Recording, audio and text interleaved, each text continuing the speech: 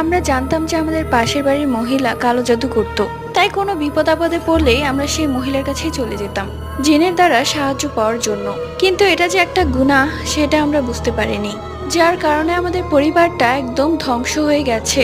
প্রথমত চাচার সাথে আমাদের সম্পত্তি নিয়ে একটু ঝামেলা ছিল, এর কারণে আমরা সেই মহিলার কাছে যাই এবং তাকে বলি জিনের মাধ্যমে আমার চাচার এমন একটা অবস্থা করতে সে যেন জীবনেও এই জায়গার ভাগ নিতে না আসে।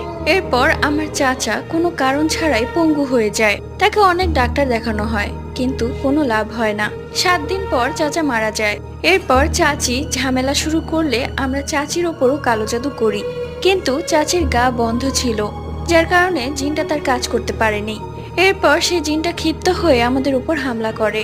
প্রতিনিয়ত সেই জিনটা আমাদেরকে অত্যাচার করে যাচ্ছে। আমার ভাইয়ের বয়স মাত্র 1.5 মাস। সেই জিনটা বলছে আমার ভাইকে তাকে ভোগ দিতে হবে, নয়তো সে আমাদের কাউকে